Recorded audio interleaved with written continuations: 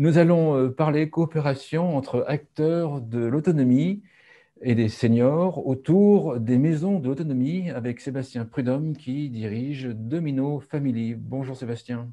Bonjour Frédéric.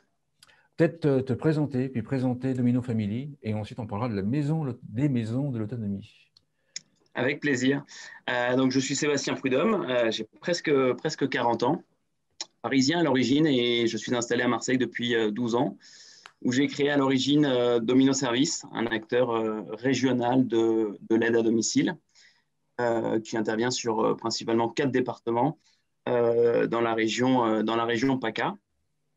Et à côté de ça, on a développé d'autres activités, une branche sur les métiers de la propreté, le nettoyage de bureaux, de copropriété.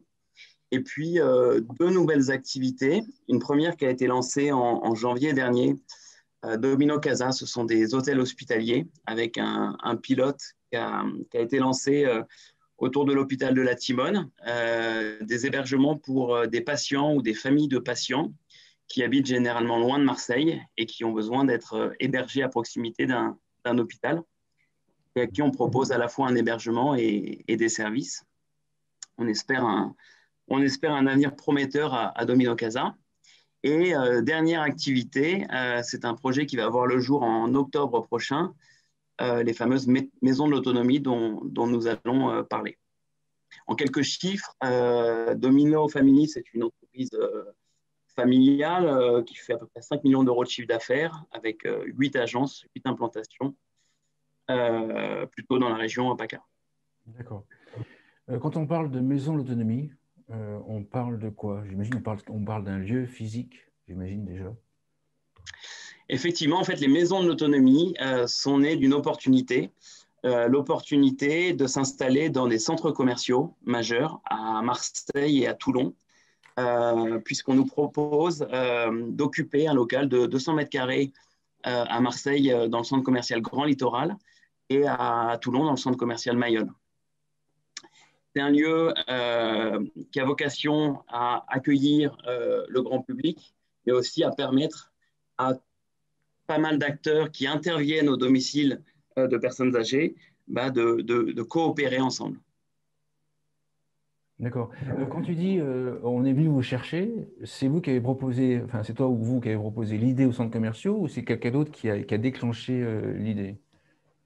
En fait, pour tout te dire, on a une agence à Marseille, c'est l'agence historique d'aide à domicile, et on est plutôt dans le sud de la ville, et on intervient pas mal sur le secteur nord de Marseille, et on cherchait à ouvrir tout simplement une deuxième agence.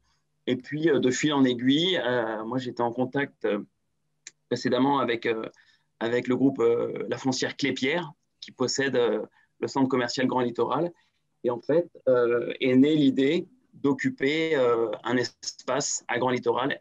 Et ils m'ont d'abord proposé 200 mètres carrés pour une agence de service à la personne. Je me suis dit, mais c'est beaucoup trop grand. En général, une agence pour 2-3 collaborateurs, 40-45 mètres carrés suffisent. Finalement, je me suis dit, on ne peut pas passer à côté de cette opportunité. Ça peut nécessairement intéresser d'autres acteurs qui interviennent à domicile.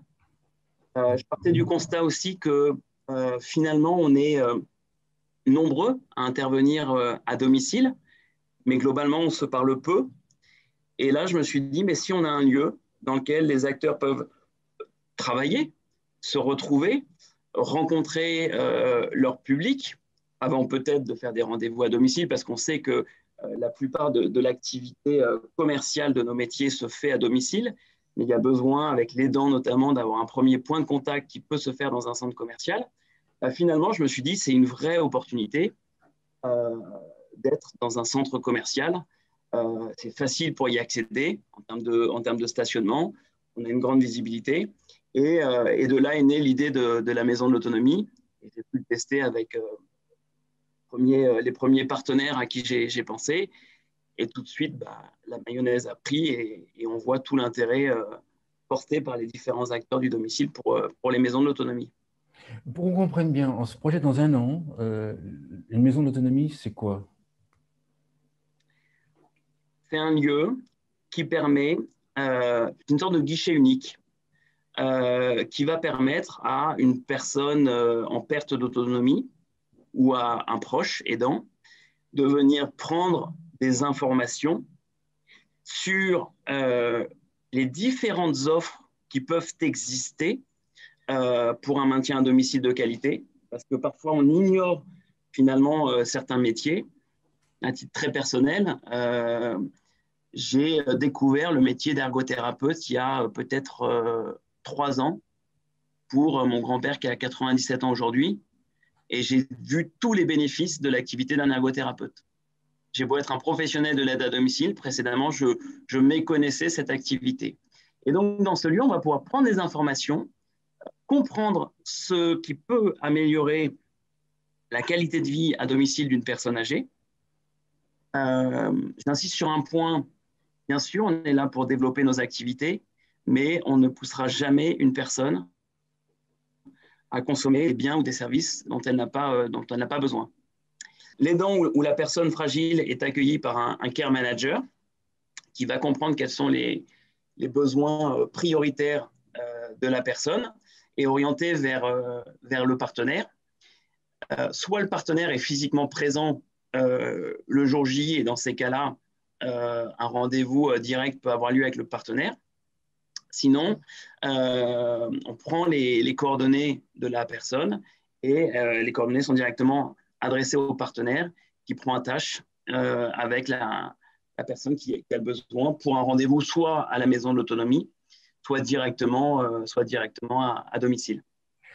Quand tu parles de partenaire, t'imagines quel produit et quel type de service à terme dans les maisons d'autonomie? Alors, il y a des partenaires qui sont évidents, tels que l'aide à domicile. Alors, bien sûr, là, le partenaire, il est tout choisi, c'est Domino Service. Après, dans les métiers qui ressortent le plus, il y a l'activité de portage de repas à domicile, la téléassistance, le matériel médical, l'aménagement de salles de bain. Et puis, après, il y a tout un tas de solutions que moi, j'ai pu découvrir ces derniers temps. Ça peut être des applications, ça peut être le métier du viager. On est vraiment sur une approche très large et on inclut également à la fois les acteurs médico-sociaux, mais également l'univers sanitaire, puisqu'on a vocation aussi à être un lieu d'accueil, d'échange, de rencontre avec des professionnels paramédicaux, des infirmiers, des kinés, des ergothérapeutes, des psychologues. L'idée, c'est vraiment d'être la région nous parlait l'autre jour d'un projet structurant pour la filière Silver Economy. On veut vraiment être un lieu de rencontre entre professionnels et avec le grand public, finalement pour créer une cohésion, pour que chacun apprenne à se connaître. Chaque métier a ses spécificités, chaque métier a sa technicité, chaque métier a ses financements et ses propres démarches administratives. Ce n'est pas toujours évident, mais finalement, en créant ce lieu où les gens apprennent à se connaître et se parlent, bah, finalement, on rend les choses beaucoup plus simples. La personne qui sera dans la maison d'autonomie, le care manager, tu penses lui donner le rôle de care manager dans le sens que il va organiser, enfin écouter, organiser et suivre les dossiers, ou ce sera juste, entre guillemets, un commercial? On l'appelle care manager, c'est lui qui accueille les personnes pour comprendre les besoins. Il est salarié de la maison de l'autonomie. La maison de l'autonomie qui est une association autonome, indépendante de Domino Service. Il a vocation, il passe l'ensemble de son temps dans la maison de l'autonomie. Donc, ça n'est pas la personne qui va faire un suivi régulier à domicile pour les personnes âgées. Ça, c'est sans doute une offre différente qu'on va développer parce qu'on sait qu'il y a des besoins en la matière. Non, là, on est vraiment sur une force de vente qui a une formation de psychomotricien ou d'ergothérapeute, qui ne sera pas embauché en tant qu'ergothérapeute ou psychomotricien, mais on souhaite quelqu'un qui ait ce type de diplôme pour appréhender globalement les besoins d'une personne dépendante et qui fera le lien, ça c'est très important, on souhaite que le care manager fasse le lien entre les différents acteurs du domicile, parce que bien souvent, on se rend compte qu'il y a besoin de faire intervenir plusieurs acteurs de manière synchronisée, sans envahir trop la personne âgée. Et donc, voilà, le care manager, c'est lui qui va orchestrer les différents partenaires. Il va servir aussi de quelque part de tiers de confiance, j'imagine, de facto. C'est clairement un tiers de confiance. C'est celui aussi qui garantit la satisfaction des partenaires. Il va veiller à ce que tous les partenaires, on en parlera peut-être tout à l'heure, mais le partenariat est payant pour couvrir les frais de fonctionnement de la maison de l'autonomie. L'idée, bien évidemment, c'est qu'en retour, tous les partenaires s'y retrouvent et que les partenaires chassent en meute. Quand je dis chasse en meute, c'est que tout le monde joue le jeu d'ouvrir. Chaque acteur a déjà ses propres clients. L'idée de la maison de l'autonomie, c'est aussi d'ouvrir, comment dirais-je, ses propres clients aux autres partenaires. Et le care manager aura notamment pour mission de s'assurer que tout le monde, finalement, il trouve son compte et tout le monde se voit adresser de nouveaux clients. Comment est-ce que tu vas faire pour sélectionner un acteur et est-ce qu'il y aura plusieurs acteurs par produit ou service ou est-ce qu'il y aura une exclusivité? Alors, on a fait un choix qui est très fort et c'était une volonté de notre part, c'est d'avoir un seul acteur par secteur d'activité. À la différence d'un CLIC, d'une Maya, d'un PTA, d'un organisme public qui se doit, et c'est normal, de proposer l'offre exhaustive sur un territoire, quitte à perdre en lisibilité. Et on sait bien qu'il est interdit de recommander tel ou tel acteur. Là, le choix assumé de la maison de l'autonomie, c'est de faire un vrai travail de veille en amont pour identifier les acteurs, ceux avec lesquels on a envie de travailler selon différents critères. Alors, bien sûr, ce qui revient le plus, c'est des critères de qualité. C'est aussi des critères de taille, là où on peut avoir un acteur régional. On va peut-être privilégier cet acteur régional. À date, donc, on ouvre au mois d'octobre. On a déjà nos premiers partenaires sur certaines activités. Et on est sur des partenaires régionaux, des partenaires nationaux. Au portage de repas, moi, j'ai fait la découverte d'une très belle entreprise, une jeune entreprise qui s'appelle Basile et qui est spécialisée dans le portage de repas, notamment pour les aînés. Et ça a été un vrai coup de cœur et ça a été comme une évidence. Il y a d'autres domaines d'activité. On va travailler avec des acteurs nationaux. D'accord. Dans quel type de produits et services tu recherches encore des acteurs, des partenaires? Alors, merci Frédéric de me tendre la perche. Je regarde mes petites notes. Aujourd'hui, on cherche un opérateur de téléassistance. Ça, je pense qu'on n'aura pas trop de mal à trouver, mais il nous faut nécessairement un opérateur de téléassistance.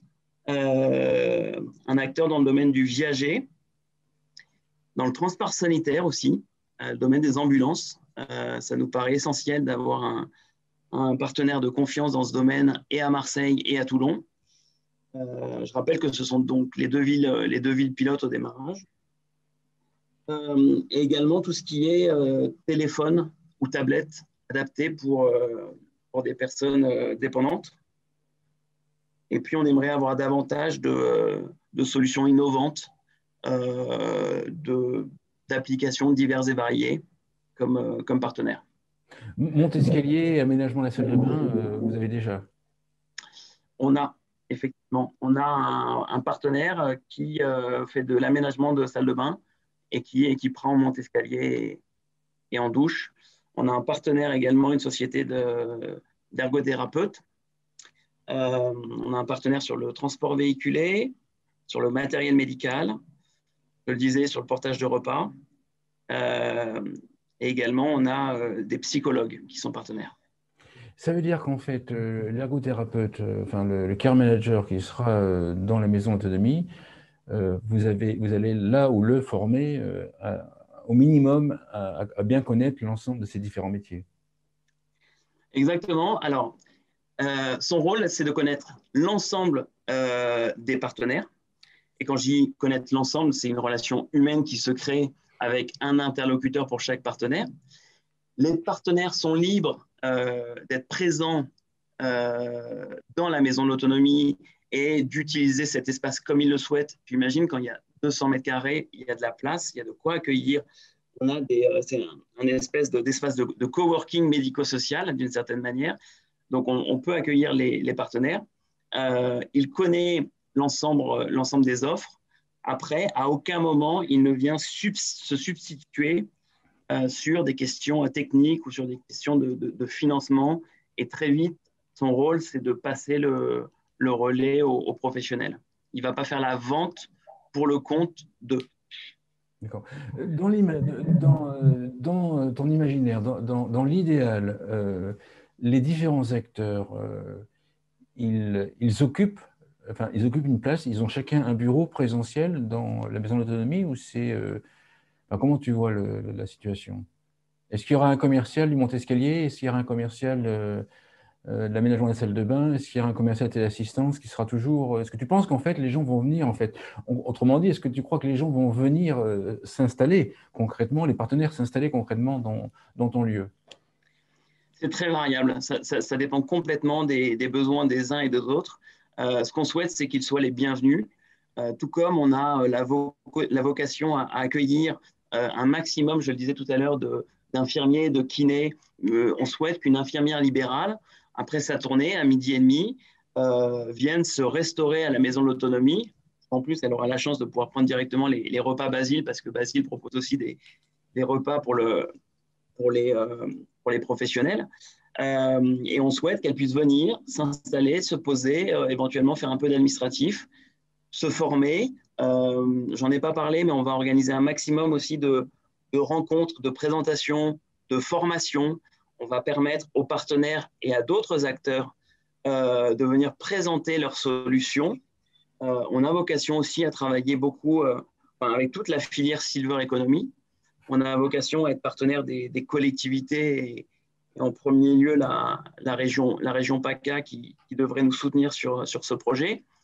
On veut vraiment être comment dirais-je, le lieu de référence pour la Silver Economy où les gens ont du plaisir à venir parce qu'ils vont croiser des personnes qu'ils apprécient ou pour se former, se cultiver, découvrir des solutions qui vont être utiles pour les personnes dont elles s'occupent. Si je suis un partenaire potentiel et que j'écoute cette vidéo, je fais comment pour vous rejoindre ou pour postuler?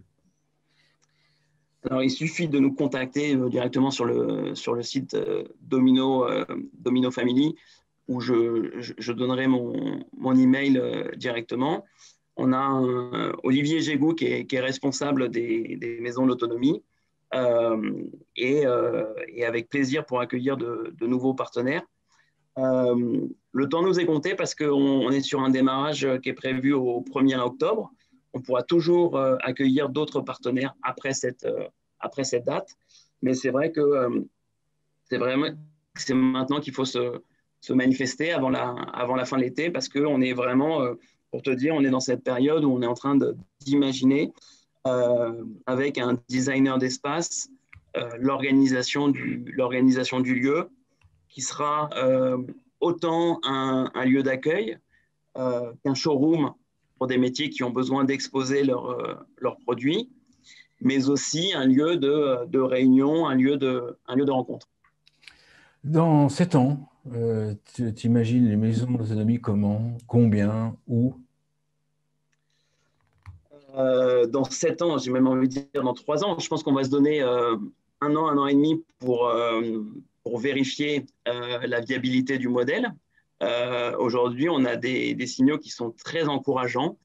Beaucoup de partenaires qui croient en ce projet et des partenaires de toute taille.